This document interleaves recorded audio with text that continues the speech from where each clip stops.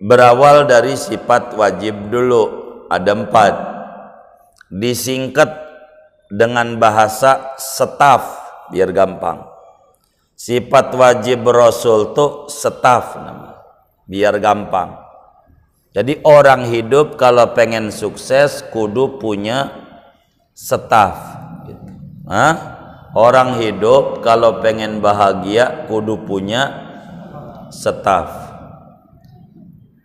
Sidik, tabligh, amanah, dan fatonah. Begitu namanya staf. Sidik, tabligh, amanah, dan fatonah. Ini kudu ada, baru orang tuh sukses dunia akhirat. Pasti asal ada ini 4 staf. Begitu.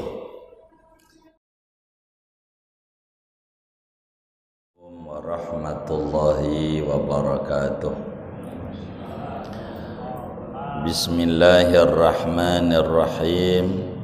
Alhamdulillahi rabbil alamin. Wassalatu wassalamu ala sayyidina Muhammadin wa ala alihi wa sahbihi ajma'in. Halaman 42. Betul. 43. Al-ula. Baris 4. Pertama, Pak. Baik. Baris pertama. Halaman 43. Fayajibu fi haqqihim alaihimus salatu wassalamu arba'u sifatin as-sidqu wal amanatu wa tablighu lima umiru bitablighihi wal fatanatu. Maka wajib pada zat mereka para rasul alaihimus salatu wassalam 4 sifat. As-sidqu, pertama siddiq, jujur, wal amanatu, 2 amanat, wa tablighu, dan menyampaikan, lima umiru bitablighihi, bagi apa yang mereka diperintahkan untuk menyampaikannya, wal fatanatu, dan cerdik pandai. Al-ula as-sidqu, adapun sifat yang pertama yaitu siddiq. Wa ma'nahu muwafaqatul khabari lil waqi'i wa nafsil amri. Adapun arti siddiq itu adalah sesuainya berita dengan kenyataan dan hakikatnya. Wal muradu annahum sadiquna fi da'war risalati. Adapun yang dimaksud yaitu bahwa para rasul itu benar pada dakwaan menjadi rasulnya. Wa fima yuballighunahu anillahi ta'ala, dan pada apa yang mereka sampaikan dari Allah Ta'ala. Wa fil kalamil muta'alliqi bi umurid dunya, dan pada omongan yang berkaitan dengan urusan-urusan dunia. Fala yasduru minhum kadhibun aslan, maka tidak terbit dari para rasul oleh bohong sama sekali. Wa yastahilu alaihimul kadhib, dan mustahil atas para rasul oleh dusta. Wallahu a'lam bissawab.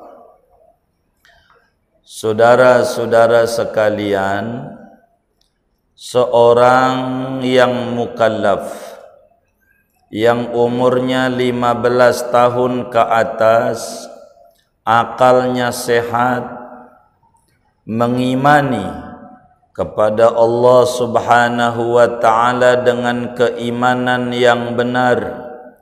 Dia memproklamirkan dengan lidahnya asyhadu alla ilaha illallah, tidak akan diterima keimanan itu bila tidak disertai dengan syahadatur rasul, keimanan tentang kenabian dan kerasulan Nabi besar Muhammad sallallahu alaihi wasallam, yakni disertai dengan wa asyhadu anna Muhammadan Rasulullah. Jadi asyhadu alla ilaha illallah, dia yakin seyakin-yakinnya Tuhannya Allah, tidak diterima keyakinan itu mantapnya kayak apa bila tidak disertai keimanan dengan kerasulannya Nabi besar Muhammad sallallahu alaihi wasallam. Mengapa? Sebab dia tidak diberikan wahyu oleh Allah.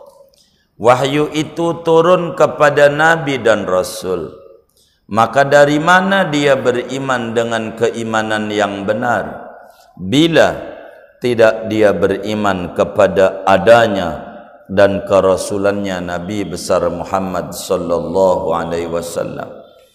Nah, berbicara syahadatul Rasul, keimanan dengan para rasul, maka kita harus mengetahui bahwa sifat wajib rasul, mengetahui bahwa adanya sifat mustahil rasul, kita wajib mengimani adanya sifat jaiz rasul. Ketika disandarkan Muhammad Rasulullah, Nabi Muhammad itu utusan Allah, ada kriteria-kriteria khusus yang namanya Rasul, supaya kita tidak salah menabikan, supaya kita tidak salah merasulkan. Maka Rasul itu ada ciri-ciri khusus 4, dan ada sifat mustahil 4, dan ada sifat jaiz 1. Jumlahnya 9 sifat. Jadi sifat yang berhubungan dengan Rasul ada 9 sifat. Ada 9. 4 sifat wajib, artinya wajib itu tidak dimengerti kalau sampai tidak ada pada Rasul. Namanya wajib. Bahasa kita orangnya pasti. Jadi ada 4 sifat sebuah kepastian yang ada pada Rasul. Arti mustahil itu tidak dimengerti oleh akal kalau sampai ada. Kagak bakalan ada pada Rasul. Itu 4. Oleh karena Rasulullah ini Muhammad, manusia, maka ada sifat jaiz yang boleh ada, boleh tidak. Itu 1. Maka pada lafadz wa asyhadu anna Muhammadar Rasulullah jumlahnya ada 9 sifat. Nah, kita akan bedah satu demi satu dari 9 sifat ini, supaya kita memahami benar, supaya kita bisa mencintai benar, supaya kita bisa mengikuti dengan benar. Berawal dari sifat wajib dulu, ada 4. Disingkat dengan bahasa staf biar gampang. Sifat wajib Rasul itu staf nama, biar gampang.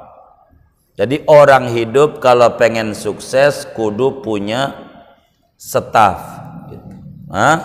Orang hidup kalau pengen bahagia kudu punya staf. Sidik, tabligh, amanah, dan fatonah. Begitu namanya staf. Sidik, tabligh, amanah, dan fatonah. Ini kudu ada, baru orang tuh sukses dunia akhirat. Pasti asal ada ini 4 staf. Begitu kita bedah dulu. Jadi sifat wajib Rasul yang 4 itu, yang pertamanya siddiq. Jadi seorang yang mukallaf, yang umurnya 15 tahun ke atas, akalnya sehat, wajib tertanam di dalam hati sanubarinya sebuah keyakinan yang kuat, yang tidak boleh ada ragu barang sedikit pun. Keyakinan apa? Keyakinan bahwa Rasul itu memiliki sifat namanya siddiq. Kalau ngomong Rasul, dari Nabi Adam sampai Nabi kita Muhammad Sallallahu Alaihi Wasallam, sifatnya sama, yang ngutus sama Allah, maka ciri-ciri khususnya sama. Rasul itu sifatnya siddiq.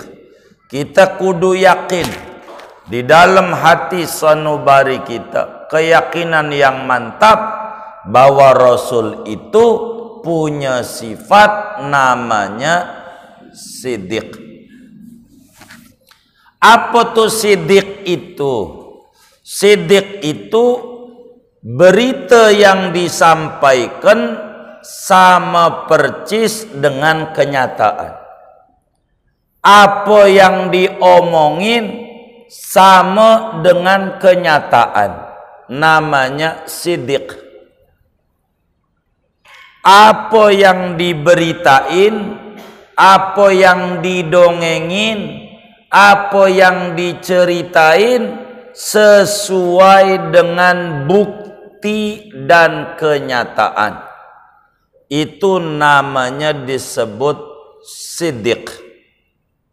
Apa aja yang diceritain oleh Rasul semuanya benar. Benar itu sesuai dengan fakta, sesuai dengan Lauhul Mahfud. Itu Rasul. Apa aja yang diomongin itu benar. Apa aja. Lawanannya namanya kizib. Kizib itu bohong. Bohong. Apa tuh bohong? Berita yang disampaikan tidak sesuai dengan kenyataan. Jadi Rasul tuh enggak pernah bohong. Dalam apa saja. Enggak ada yang namanya Rasul itu bohong. Enggak ada. Enggak ada. Dari mana? Logikanya begini. Kalau Rasul tidak punya siddiq, berarti yang dipunyai, kalau Rasul itu tidak jujur, berarti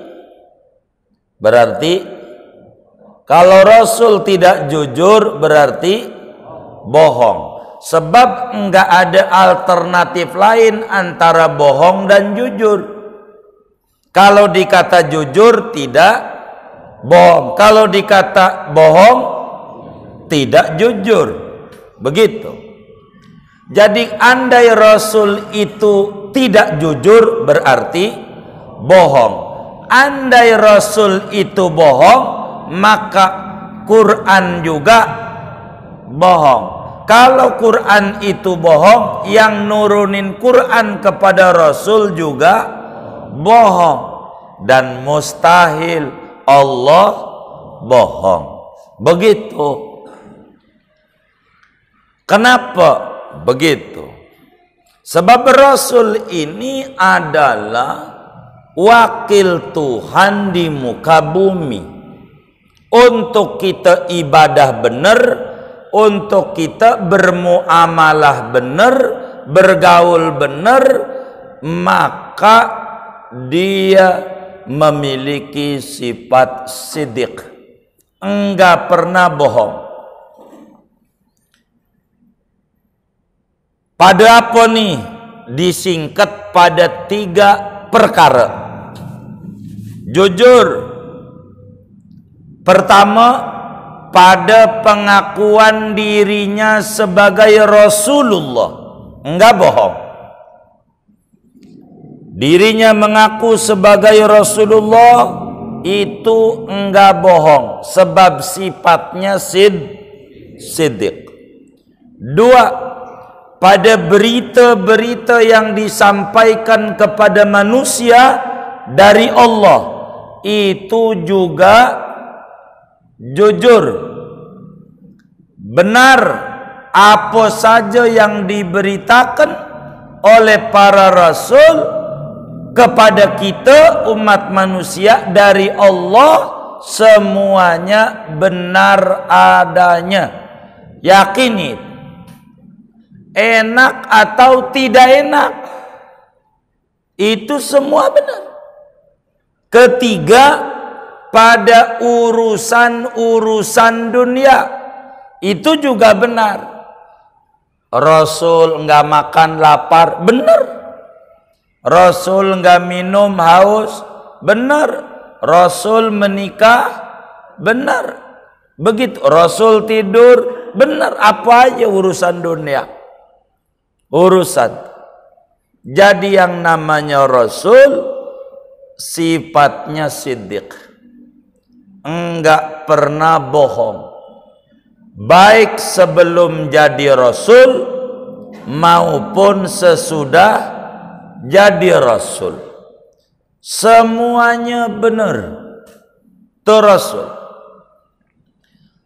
Quran banyak, wasodaqal mursalun, di surat Yasin tuh, para rasul tuh benar, tuh kata Allah tuh begitu,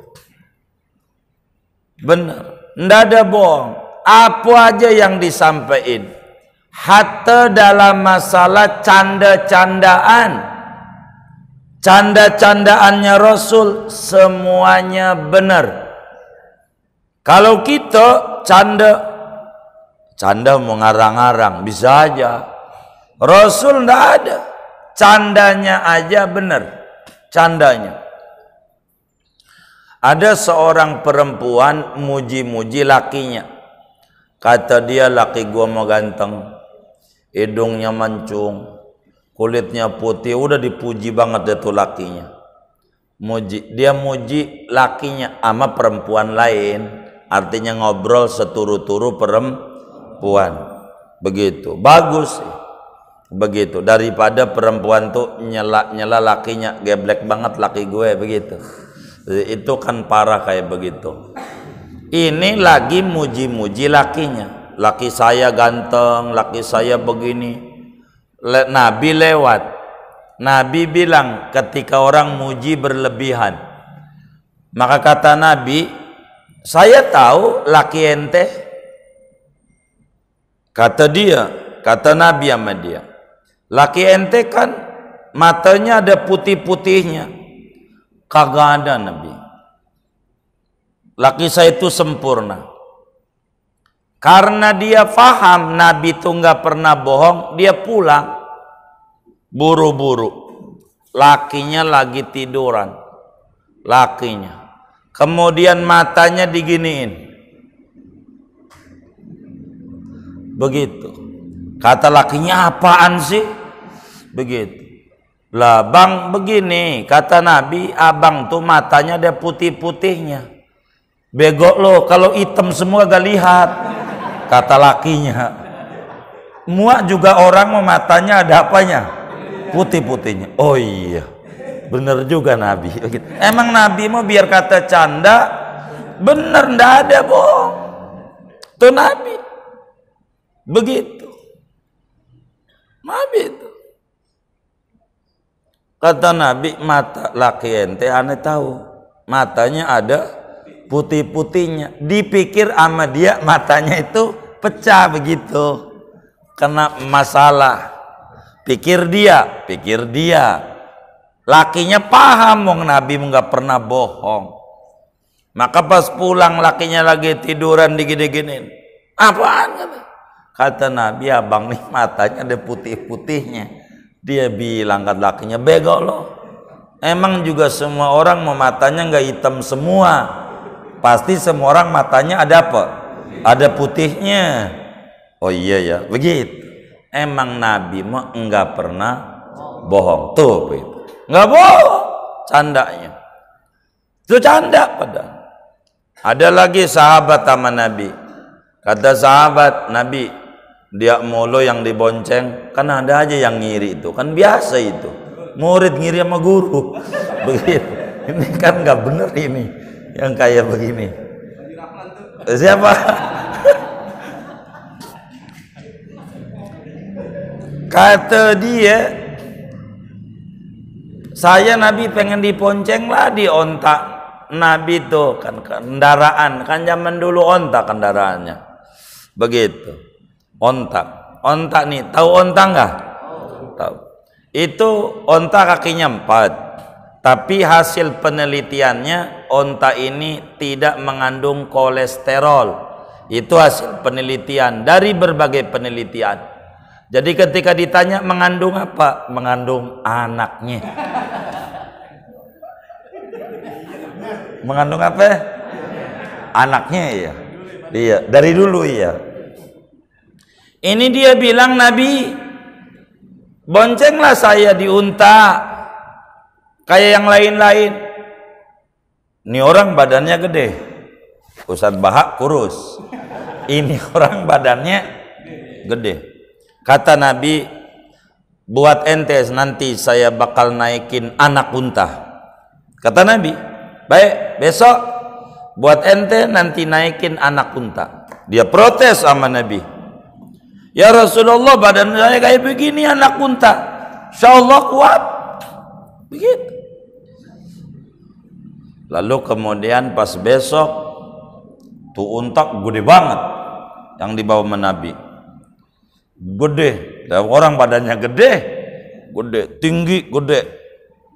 Kata dia, ini anak unta Nabi. Iya, kalau ama emaknya ini anak. Biar kata kita udah ubanan, kalau ama emak kita mah anak, bener nggak? Iya, ini anaknya kalau ama emaknya. Begitu, gede banget tinggi. Begitu, lah orang badannya gede masa dikasih anakan? Begitu bisa copot kakinya. Tapi Nabi nggak ngomong. Dia Nabi cuma ngomong, besok saya naikin anak unta. Begitu. Anaknya gede banget. Ini anak Nabi. Iya, sama emaknya anak, kata Nabi begitu. Oh iya. Candanya juga bener. Tuh dalam canda Nabi banyak. Kalau berbicara candaan-candaan Nabi, ada nih candaan rumah tangga. Rada kurang bagus sebetulnya. Didongengin ya, rekamannya ini harus ditutup, ini rada gak bagus ini. Jadi satu hari Sayyidatuna Aisyah tuh ngomong, Aisyah ama Siti Fatimah. Siti Fatimah tuh anak tiri. Aisyah itu ibu tiri. Bahasa halusnya ibu sambung gitu. Ya, ibu sambung, ibu tiri begitu dah. Karena tiri ini kesannya kejam, jadi diganti sambung gitu. Padahal ibu tiri juga sama aja gitu. Ibu tiri. Kata ibu tiri nih Siti Aisyah, Neng sama Siti Fatimah, ibu ente sama saya masih tinggian saya. Begitu kata Siti Aisyah. Begitu. Emang apa? Kata itu nih anak tiri, kata Siti Fatimah. Sebab saya mau gadis, ibu ente mau janda. Jadi tinggian saya. Begitu kata Siti Aisyah. Ini Siti Fatimah namanya emaknya disinggung, mau ngelawan ibu, kan ibu juga. Akhirnya karena diomong mulu, ngadu juga sama babaknya. bahasa kita kan begitu ya kan. Kan Nabi kan abahnya enggak? Kan abahnya. Begitu. Kata ibu muda, kan ibu muda panggilan. Ibu sambung tuh ibu muda. Kata ibu muda, masih tinggian ibu Aisyah dibanding ibu saya. Begitu. Hampir kalau ketemu ngomong begitu mulu. Bener enggak gitu. Nah, anak nanya sama bapaknya. Diajarin nama Nabi. Udah gini aja.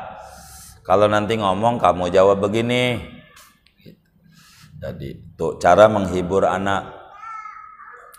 Jadi akhirnya satu kesempatan ngomong lagi, Siti Aisyah, saya sama ibu ente masih tinggian saya, sebab saya mah gadis, ibu ente janda. Akhirnya dijawab oleh Siti Fatimah yang diajari nama abahnya juga. Kata Siti Fatimah, enggak, masih tinggian ibu saya. Begitu, masih tinggian ibu saya dibanding ibu muda. Kata Siti Aisyah, enggak, tinggian saya, sebab saya mau gadis, ibu ente janda. Iya, tetap aja masih tinggian ibu saya. Dari mana? Begini, ibu saya memang janda, tapi dapat laki perjaka. Kalau ibu muda gadis, tapi dapat laki duda, masih tinggian ibu saya. Diam Siti Aisyah. Iya juga ya. Tuh begitu. Tuh begitu.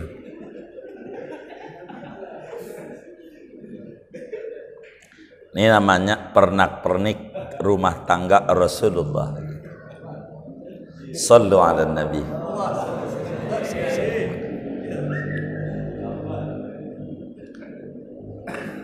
Jangan catat.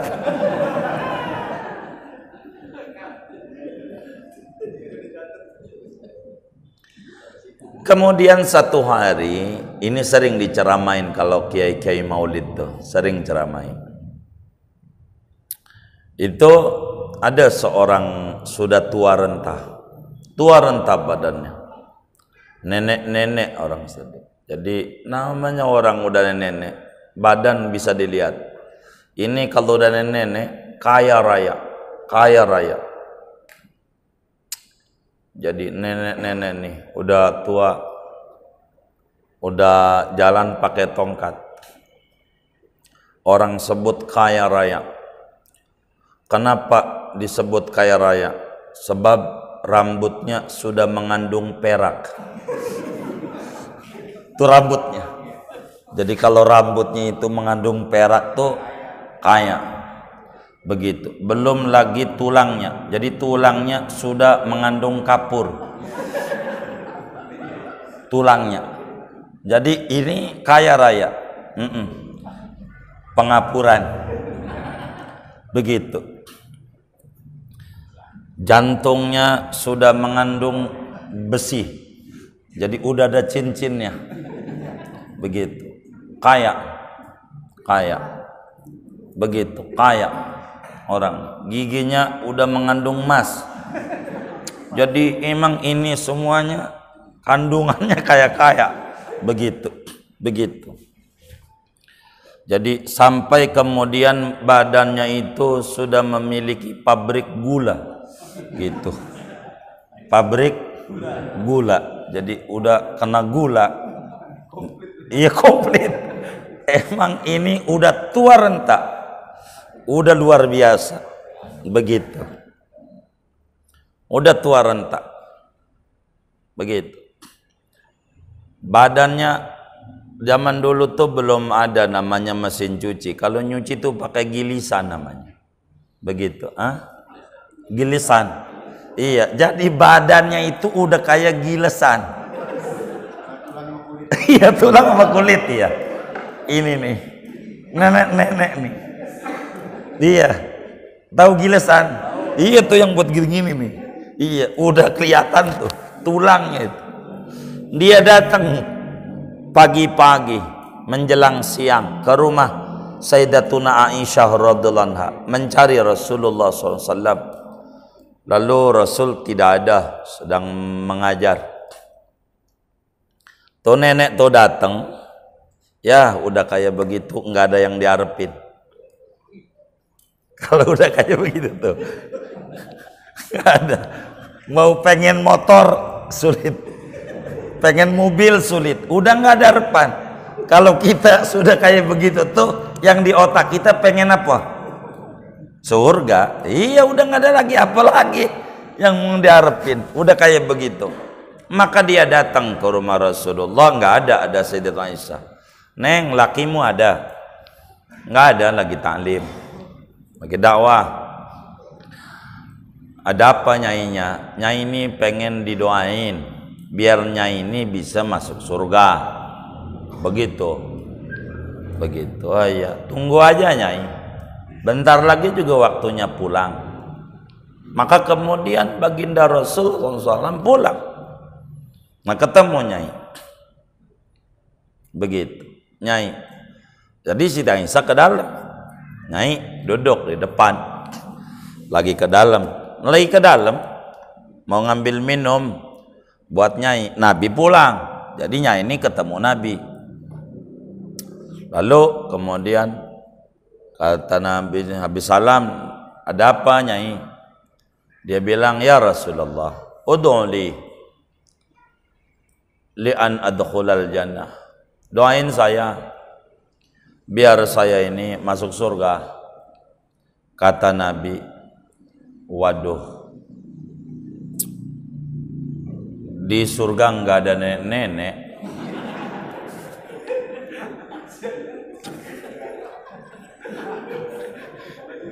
Itu begitu.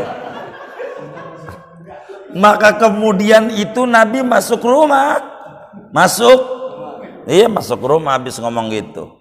Siti Aisyah keluar ngasih minum, tuh si nenek nangis.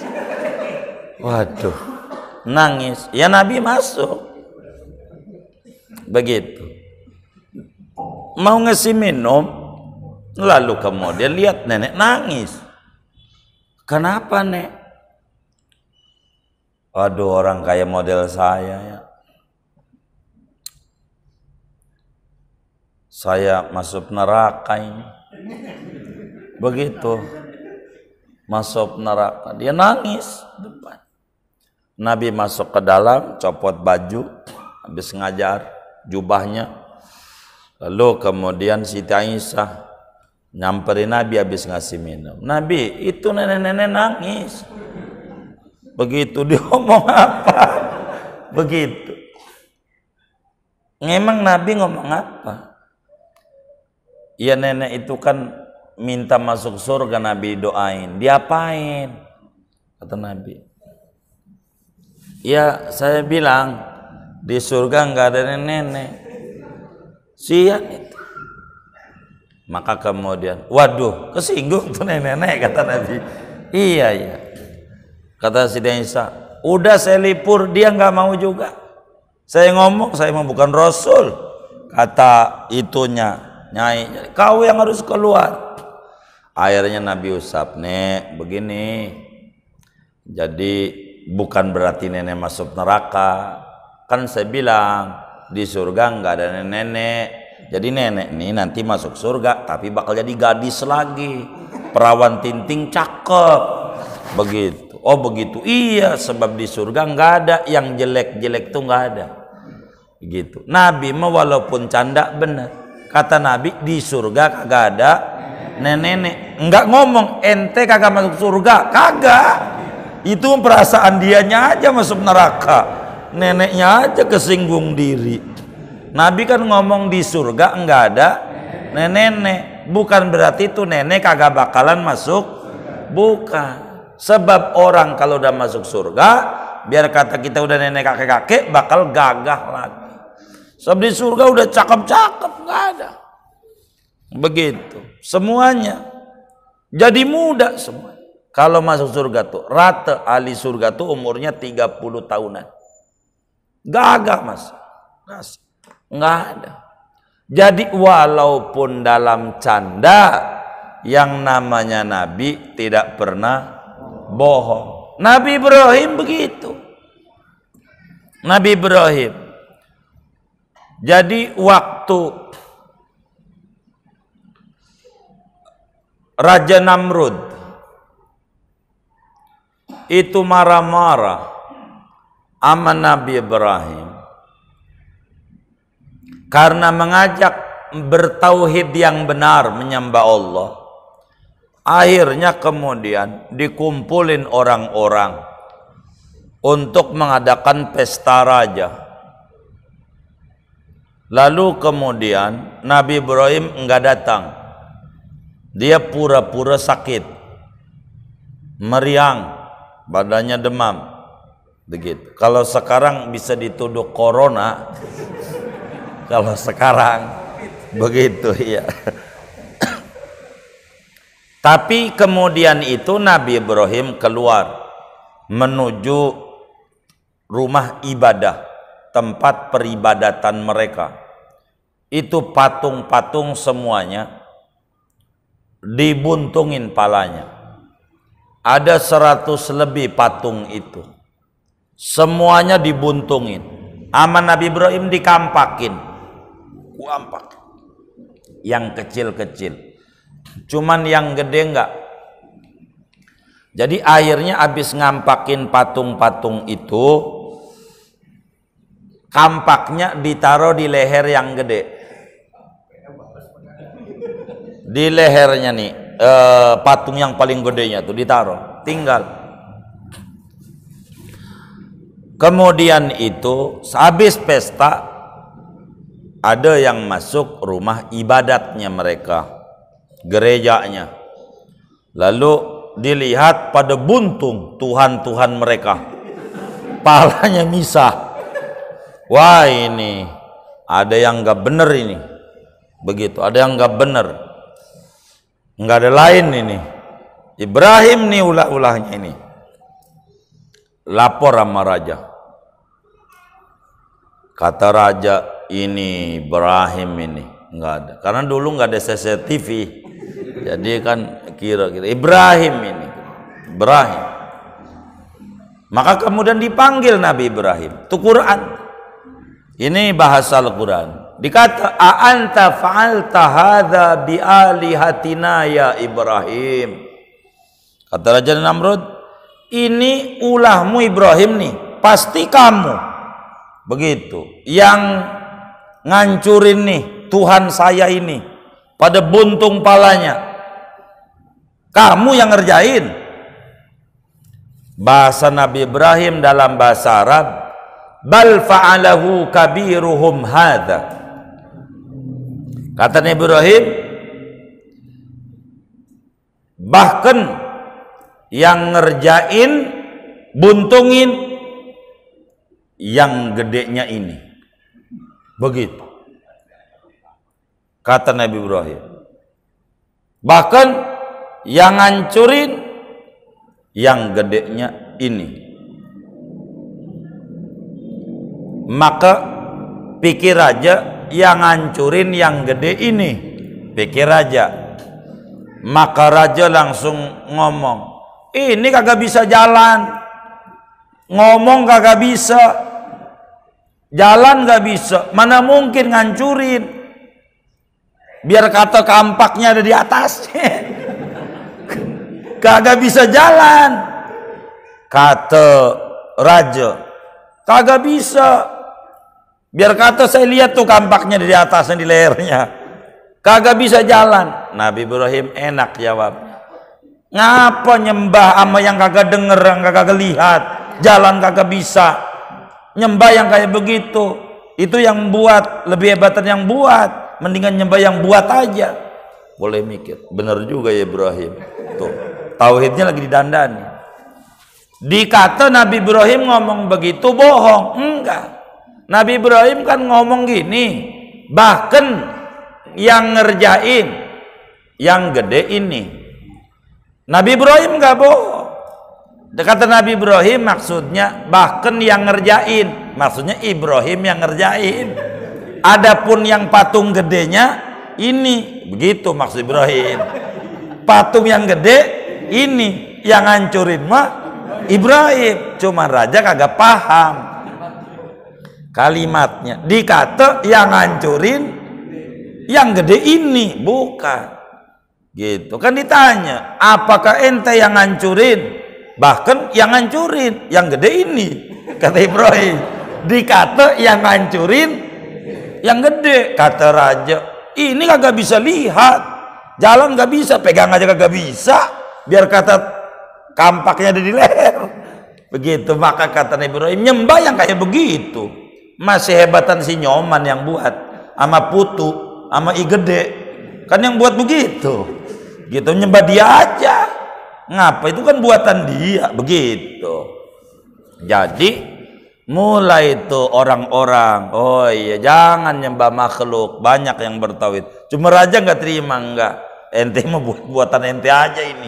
Padahal Nabi Ibrahim nggak bohong, bahasanya bersayap, bahasanya bersayap, bahasanya itu begitu, bahasanya bersayap. Ala kulli hal, yang namanya Nabi tidak pernah bohong. Maka kita sebagai pengikutnya disuruh sama Nabi untuk supaya hidup jujur, jangan bohong. Kata Nabi, alaikum bisidqi fa inna sidqa yahdi ilal bir wal birra yahdi ilal jannah. Lazimkan olehmu, kata Nabi, untuk jujur, sebab jujur membawa kepada kebaikan, kebaikan membawa kepada surga. Suruh jujur, jangan bohong, jangan bohong. Maka kita orang belakangan nih, kalau mau jujur, masuk surganya kita orang nih ama orang tua kita dulu. Walaupun kata kita orang nih sarjana, sekolahnya tinggi-tinggi, orang dulu SD aja kagak lulus dan gak pernah makan bangku sekolah, orang dulu. Sebab yang makan bangku sekolah rayap. Apaan? Iya rayap, yang makan bangku. Iya, begitu. Orang dulu ama kita kalau mau diukur-ukur masuk surganya duluan orang dulu. Begitu. Yang punya handphone ama yang kagak punya handphone, itu masuk surganya duluan yang kagak punya handphone. Beneran. Masuk surganya yang punya handphone ama yang kagak punya handphone. Masuk surganya duluan yang gak punya handphone. Duluan dia masuk surganya. Itu yang punya handphone ditanya sama bininya, bang udah sampai mana? Dia jawab udah dekat, padahal jauh. Ada nggak yang kayak begitu tuh? Ada nggak? Yang mana orangnya?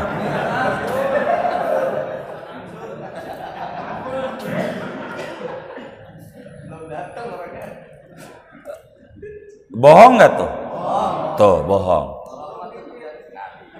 Siapa? Tuh bohong tuh, bohong tuh. Berapa kali ngomong kayak begitu tuh? Waduh, tuh gitu. Makanya belakangan masuk surganya karena seringan bohong, begitu bohong. Maka jujur, kita disuruh jujur dalam apa ya? Jujur, jujur. Kecuali kita dapat ganjaran bohong kalau urusan rumah tangga. Kalau urusan rumah tangga kita dapat ganjaran kalau bohong. Kalau jujur enggak dapat. Kalau jujur urusan rumah tangga itu disuruh oleh agama untuk bohong. Jangan jujur. Selebihnya kita disuruh jujur. Ini bini kita hitam, jelek, kita jangan jelek bikin kopi, jangan. Walaupun jujur, itu jadi dosa. Jangan.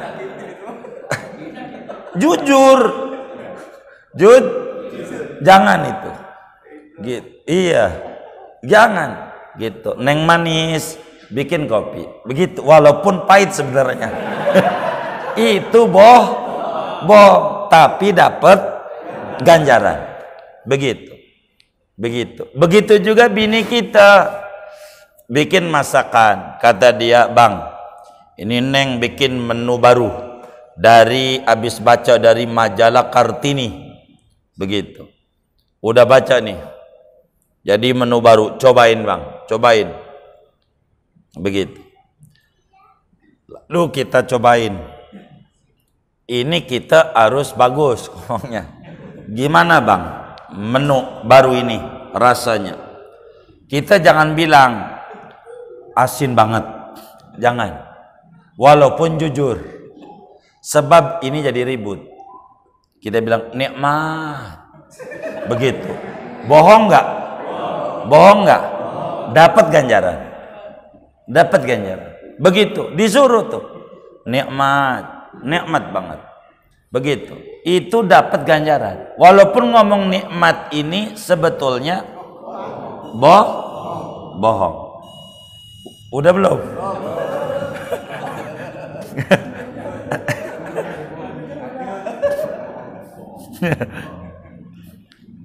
Jangan. Sebab kalau jujur ditanya,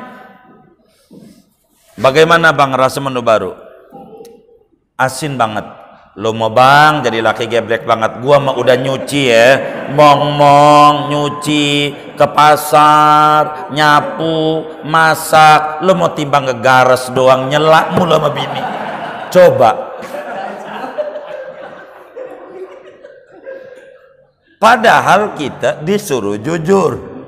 Tuh kalau jujur, iya, tuh begitu tuh. Jadi urusan begitu tuh. Urusan begitu. Urusan rumah tangga tuh begitu. Jangan jujur, jangan. Makanya ada bini luar biasa dalam kehidupan rumah tangga. Ada seorang laki, dia Gojek, ojol namanya, ojek online. Dia bagi duit sama bininya. Hari itu nggak banyak dia dapat orderan. Dia puyeng, sampai tunjuknya diliatin. Ini tangan ini kenapa ya? Kalah mulu kalau ngebit, begitu. Begitu. Sial banget ini tangan, kata dia begitu. Jadi akhirnya dia bawa pulang dengan muka yang murung. Kasih duit. Sama bininya tanya, kenapa murung? Dapat duit segini, 20.000. Habis ngojeknya itu 20.000. Itu bininya luar biasa, soleha. Kata bininya, ya Allah Bang, gede banget. Tuh bininya kasih 20.000 tuh. Dia kata gede banget. Itu lakinya nggak paham dengan kesolehahan istrinya. Dia kata lakinya, lu mau menghina mulu sama laki. Begitu kata tuh lakinya. Tuh bininya enggak. Emang bininya udah mengikuti tuntunan dan ajaran Islam. Kata bininya, enggak Bang, nih gede banget Bang. Biar Abang paham, ini 20.000 nih Bang, cukup buat seminggu. Cukup, buat sebulan cukup Bang. Setahun aja cukup. Itu begitu. Ampe lakinya nanya, melihat keseriusan bini. Buat apaan seminggu? Beli garam Bang. Garam. Jadi garam. Kalau garam itu kan seminggu 20.000 cukup Bang. Kata laki, kalau sebulan sasa, mecin. Jadi kalau sayur bening nggak perlu dikasih mecin. Sayur bening garam aja cukup. Begitu. Sampai dia lakinya penasaran sama bini yang soleha begini. Kalau setahun buat beli kalender Bang. Kalender. Cukup setahun. Sampai 31 Desember 20.000. Begitu. Jadi begitulah dalam kehidupan itu. Begitu. Jadi kita kayak begitu aja.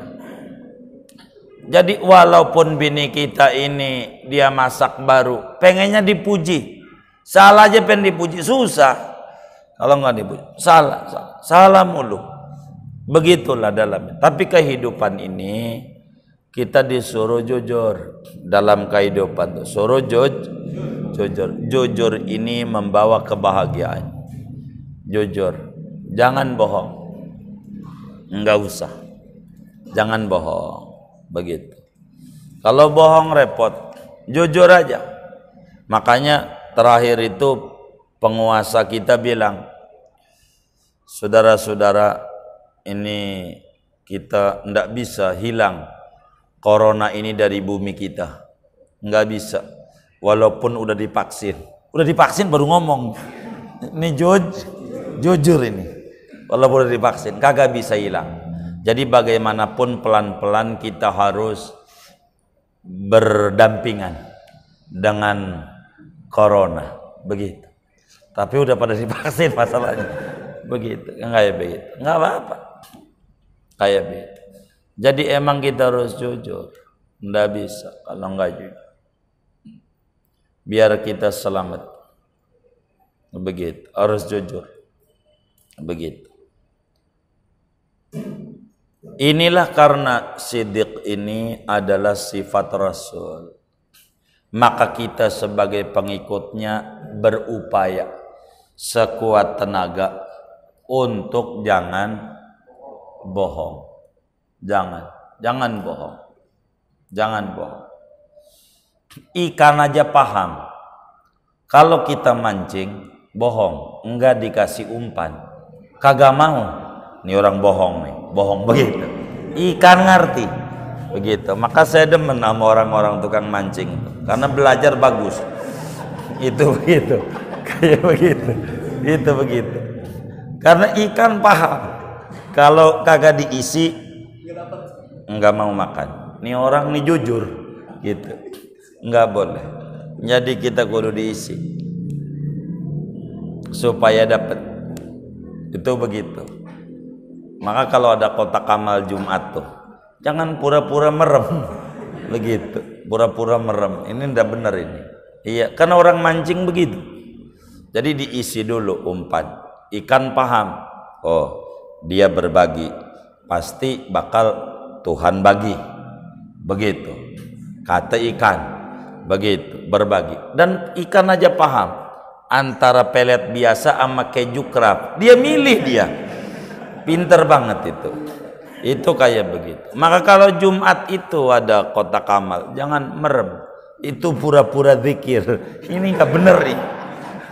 Aduh, kalau Jumat pura-pura zikir, subhanallah, subhanallah. Sampai merem-merem. Udah lewat melek. Mata bisa ngaja ngerti. Udah lewat melek baru zikir, alhamdulillah, alhamdulillah. Kan kurang ajar banget yang kayak begini. Ini mata kayak ada remote-nya. Jangan diisi. Begitu, bagus kayak begitu. Ala kulli hal kita harus berbicara siddiq. Cuman ini ada uraian panjang siddiq. Ada 6 yang kita harus jujur. Cuman enggak cukup waktunya. Udah ditegur tadi ya Ustaz Mansur, nit sudah. Jadi sudah segini aja. Nanti kita terusin lagi. Masih beberapa pertemuan tentang siddiq. Kita bakal bedah pada pertemuan mendatang. Wallahu a'lam.